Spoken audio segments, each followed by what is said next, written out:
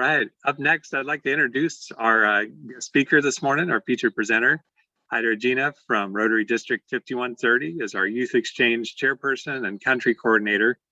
I've had the pleasure of working with Haider for many years in Youth Exchange. And, I know that in his heart of hearts and the full of his self, he's committed to the Youth Exchange program and its success. And it has been dark since we sent our ambassadors home, and our ambassadors came back almost a couple of years ago now, and we miss it. Oh my gosh.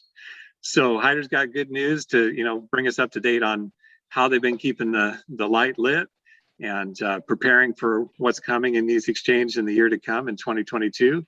So without further ado, I'm going to stop my share and have Haider hop on here. And thank you for being here, Haider. How's it going? Thank you. Thank you. Thank you very much, Ian. And thank you all for inviting me to join your club's meeting and talk to you about Youth Exchange. Also, thank you for the privilege of allowing me to work with you on the bratwurst dinner that we had Oktoberfest a few weeks ago so much. It was really a lot of fun to work with an active group that has a lot of energy and wants to keep doing something even though they're dark in their meetings. And that's fantastic. Thank you. And thank you for supplying us with the district governor. Dustin, thank you. Thanks for all your support as well. A very big thank you to your club is, especially for Youth Exchange, Greg, Janice Newman, and Cam Appleton. All you folks were heavy at work with Youth Exchange for many years and pretty much ran it from up here most of the time. So your club has deep roots in Youth Exchange. Has always been a strong supporter of it and a strong volunteer. And then Ian joined the Youth Exchange team, also obviously from your club as well, and was a outbound coordinator for how many years, Ian? 8 years.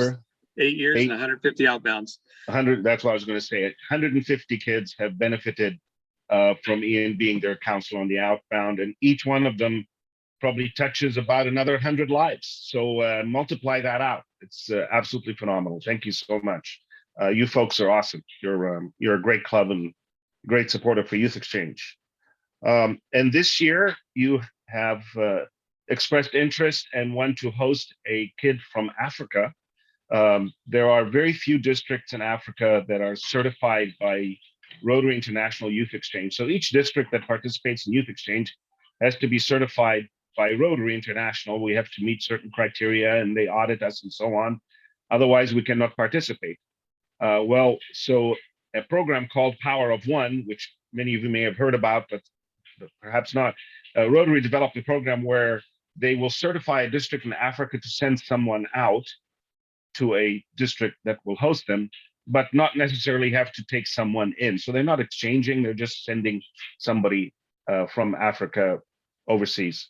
The amount of benefit that these kids get when they come to Rotary districts outside of their country, outside of their area, is multiple times more than what they would benefit had they just go somewhere close by, because it's a different culture, different opportunities, and all that kind of stuff for them. It multiplies the effect of Youth Exchange. And your club has been so gracious to say, yeah, we'll do that. We'll bring a kid to us.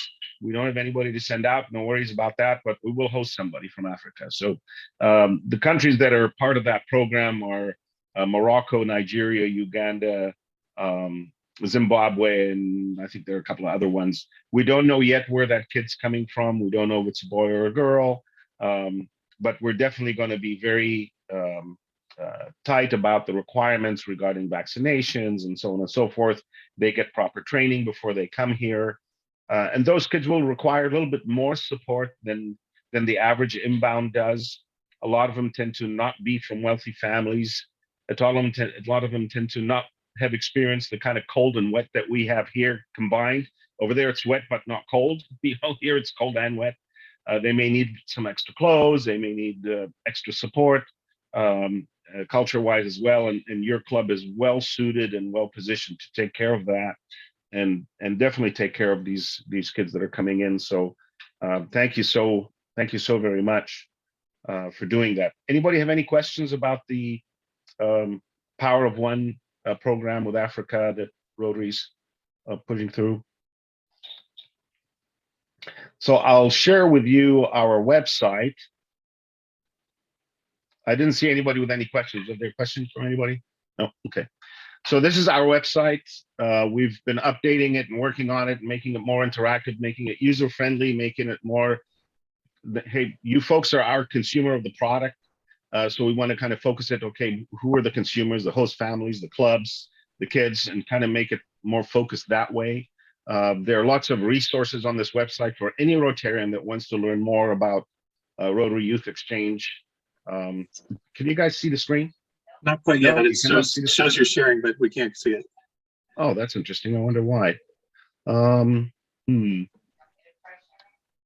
see if I can get it to work on this page. Still don't see it? Nope. Let's try it again. Okay. So my apologies, folks. That's okay. Let's see if we can do that again here. Share.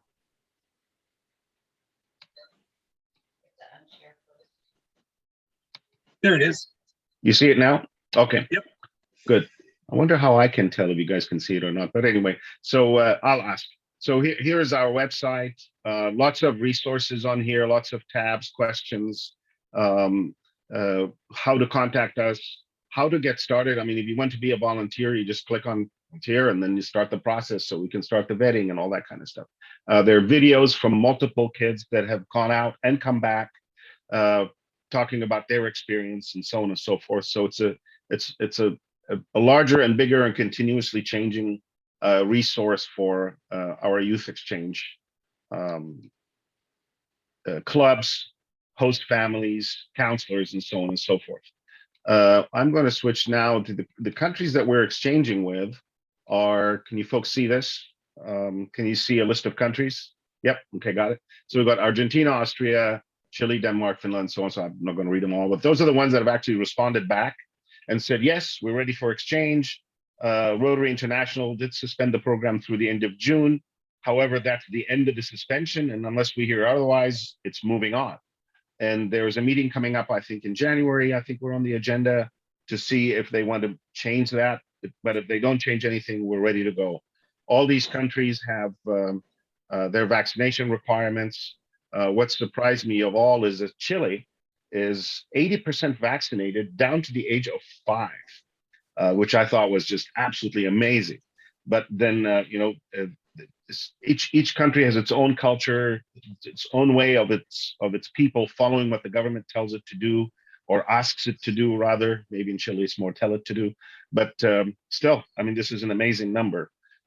Whereas, strangely enough, Switzerland has a lower vaccination rate, much lower, I think not even in the 60s, and there's resistance there. And it's really interesting how the different countries are reacting to this. I mean, just look at our country, how our different states all react to this whole thing. So that's the big thing. The COVID is a big overlying of how do we power through it? How do we protect our kids? How do we protect our host families? How do we protect our counselors? How do we protect our Rotarians?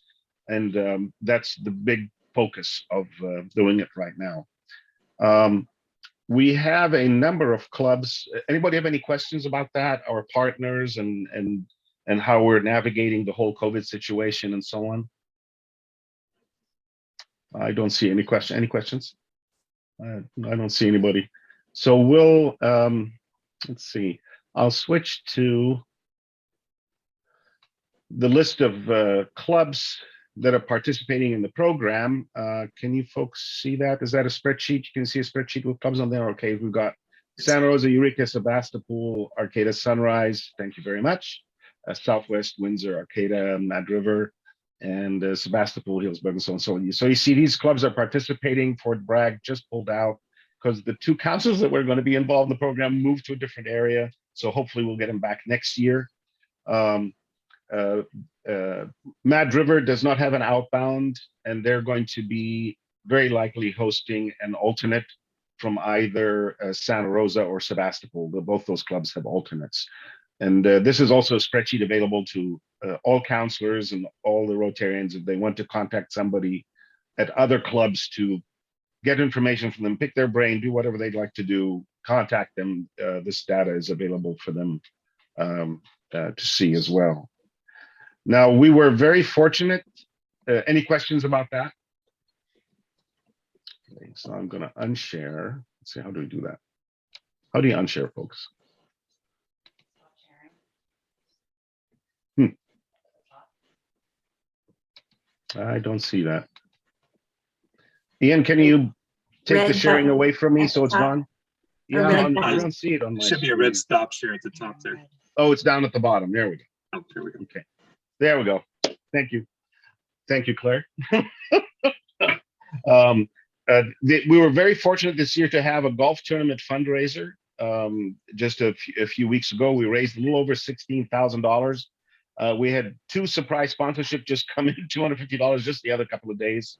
We're setting aside $10,000 of that as matching grants for our outbounds to match whatever money they raise, plus whatever money their club gives them as well, to help bring the cost of the program down for our outbounds. The committee just put together some information recently, just reported back, and we're going to develop a questionnaire. We're going to have the kids apply, let us know how we can, or how much we would match them, or how much they're raising, and so on and so forth. We're also going to bring the price of the application form down from $600 to $400, give or take.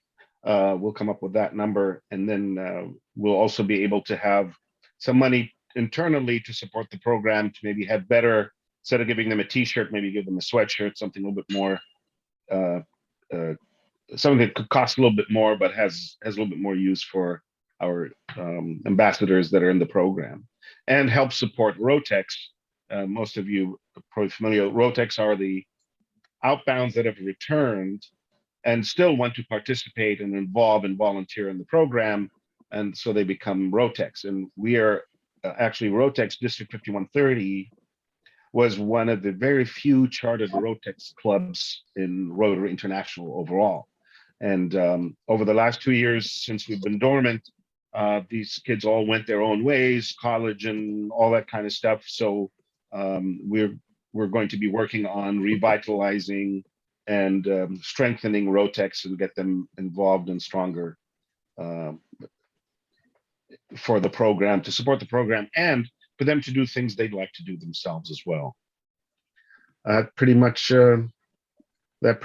wraps it up, folks. Any questions or anything? Don't everybody ask at once, please. It's okay. Hey, Haider, I just want to say phenomenal job. Your dedication and hard work are, unmatched. So round of applause for you. Thank you, Dustin. And thank you, Dustin, for the increase in grant that you give Youth Exchange. You raise it from 5,000 to 8,000. Thank you very much. That will bring the cost down to the clubs for when they send their kids to orientations and things like that. Thank you for the district support to Youth Exchange. It's very rewarding when you get a lot of support. It has you put more energy into whatever you're doing. When there's support and recognition and involvement, it really kind of feeds on itself. Any other questions, folks? Here, I know that just doing Youth Exchange at all is a major undertaking, and I really applaud the district for how conscientious and thoughtful you're all being about how to deal with all of what you normally do, plus COVID. It's definitely going to be reassuring to the clubs that participate to know what to say to their host families, to know what to say to the potential outbound ambassadors' families. And, if you got any insights on what that might look like for a host family, I know Claire would like to say a couple words about how our club can get involved in preparation for 2022. And, as we go seeking host families, what that will look like for a potential host family coming up. Yeah, just real quick, a big thank you to Andreas and Jen Kraus, who have stepped up to be host families for the next exchange year. And just be prepared. We're going to be doing a phone tree and making some phone calls. So if you're interested in being a host family, remember, it's only 3 to 4 month commitment. and you've got the support of your whole club behind you. So it's a wonderful program and a wonderful opportunity to get to know a young person from another country. Thank you. Thank you. And hearing that, you could probably save our youth exchange committee and helpers many days of time on phone calls. If you're already thinking, I'd like to do that, call them first. It really does help, right? Having hosted, I think our last student we sent home was our 12th or 11th, somewhere in there. I've got the flags to count downstairs. I can't speak to how absolutely wonderful it is to have that as part of your life. And I know that the kids that we host, they carry with that for their life. And, I've got a couple students coming back next winter and spring. Really looking forward to seeing them again after, now that it's possible to do so. And, they're part of our extended family at this point. And, I could go on for hours about how meaningful that it has been to my family and my own kids. And I know that several here probably have stories of excellent and challenging, of course, hosting situations. But in the end, it's all so rewarding to the world. Haider, you had mentioned before the meeting that the district is a little concerned about bringing Rotex back together because, frankly, the age that they participated in, now they're young adults and making some of those big life steps in their life and may not have that time. So what do you see as ways that the clubs can help re-engage past exchange students to get involved at the Rotex level? Thanks for the question, Ian. The question is how can the clubs best help rebuild Rotex for youth exchange in general? And your club has been doing an amazing job. You've been engaging with your past inbounds overseas and having them Zoom into your meetings. I've been to a couple of those, and keep staying engaged with the youth is the main part. And then so your outbounds are the ones that would be involved with our Rotex here. I mean, Rotex is all over the world, but locally, re-engage with them and as you talk to them, say, hey, the program is launching back. Get a hold of Haider, get a hold of your YEO, get a hold of anybody on the district youth exchange or club youth exchange, and let them know you want to be involved. Let them know you want to participate in the program and kind of extend your exchange. Really is what they're doing. Is they're providing their data, their information, their anxieties that they had while they were on exchange, and sharing them with these new outbounds so they can anticipate what may happen to them, because no matter where they go, the emotions, the trip itself, then the whole life that they live, they all go through very similar, while in different geographically, emotionally, they go through very similar experiences. So yes, please reach out to your outbounds when you see them and tell them, hey, we're relaunching, contact the district, contact the YEO, contact us, let us know you're interested, and please, we'll definitely be engaged with them to have them help us. And if I may add, Terry, was that you? I forget, somebody pointed out that Clark Swan, who's an exchange student, is now president of the Rotary Club of Eureka. So here is a story from an exchange student that went to Germany, had a challenging experience, grew through that experience, came back, formed Rotex, and then formed the Rotaract Club as well, and then joined Rotary, and now is president of the club that sponsored her when she went to Germany. That's an amazing story. She spoke at district conference about her experience. It's just wonderful. It's really wonderful to see that, and we're very gently and gradually pulling her into the youth exchange committee on the district level. And it would be wonderful to have a former exchange student be involved on the district youth exchange level, of course. Who else would know the program better than somebody that benefited and was deeply involved in the program? So Terry, if that was you that pointed that out, thank you so much. If it was someone else, I'm sorry, I couldn't quite catch the name of the person that pointed that out. So thank you for reminding me of It's that. like Janice sent us that reminder. Thank you, Janice. Oh, thank you, Janice. Sorry, I thought it was Terry. Thank you very much. And I know Janice and Craig and Cam are. I think youth exchange just runs through their blood all the time, every day. Thank you so much for. We stand on your shoulders for the program that we have now. Right. I know. I'd like to butt in a little bit and just say, I wonder if there's not a role for our Rotary clubs to participate with Rotex, or at least could be some synergy there.